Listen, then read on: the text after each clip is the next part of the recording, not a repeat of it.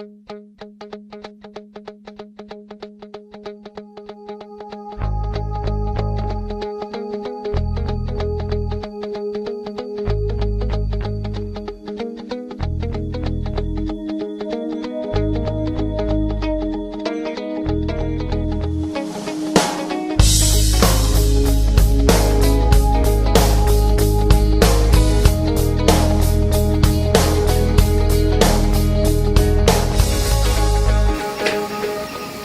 วัสดีครับครับวันนี้พวกเรานะครับก็จะมาสาธิตการประกอบคอมพิวเตอร์เบื้องต้นนะครับโดยผมนะครับสักกลินของคำนะครับครับและผมนายธนกรวังล่านะครับครับเดี๋ยวเราจะแนะนำอุปกรณ์กันก่อนนะครับโดยอุปกรณ์วันนี้นะครับเราก็จะใช้ในตัว CPU นะครับก็จะเป็นตัว i7 นะครับ 6700K นะครับครับในบอร์ดก็จะเป็นของ MSI นะครับครับในรุ่น Gaming X7 นะครับ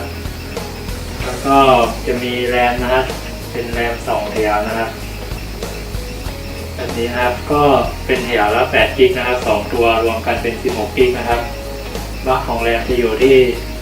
2133นะครับแล้วก็จะมีตัว SSD นะครับของ OCZ นะครับตัวนี้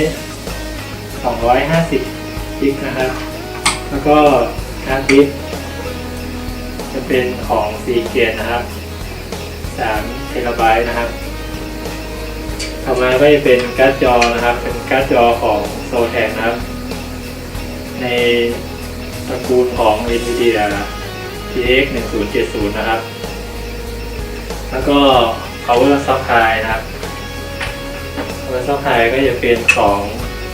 Seasonic นะครับ750 วัตต์80 วัตต์นะครับแล้วก็เคสก็จะเป็นของ Icon Design นะครับในรุ่นของ Windows นะครับแล้วก็ต่อไปแล้วก็จะมาเริ่มประกอบกันเลยนะครับ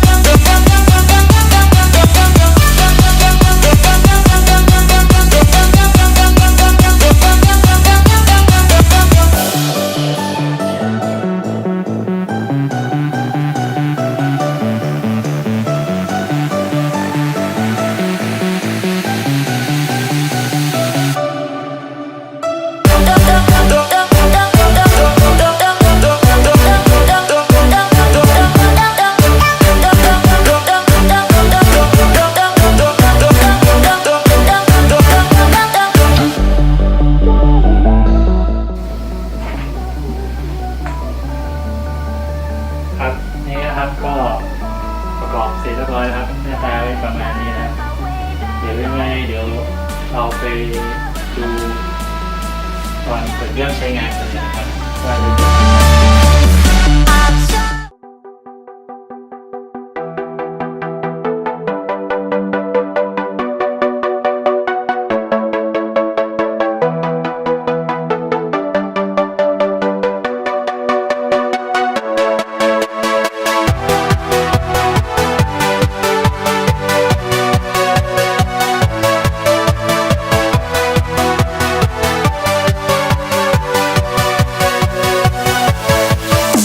ครับนี่ก็ทำการประกอบเสร็จเรียบร้อยนะครับเดี๋ยวเรามาเทสดูกันเลยนะครับว่าจะเปิดปิดไหมนะครับโดยผมได้ลงวินโดว์ไว้เรียบร้อยแล้วนะครับก่อนที่จะทำการแยกชิ้นส่วนนะครับ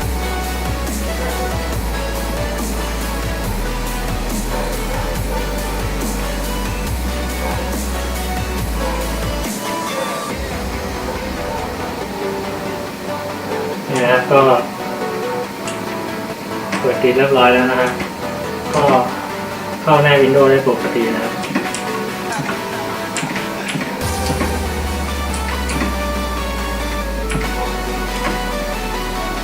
นี่นะครับ เรียบร้อยนะครับ ก็ขอจบการประกอบคอมไว้เท่านี้นะครับยังไงถ้าผิดพลาดหรือพูดผิดตรงไหนก็ขออภัยด้วยนะครับก็ขอลาแล้วนะครับสวัสดีครับ ครับ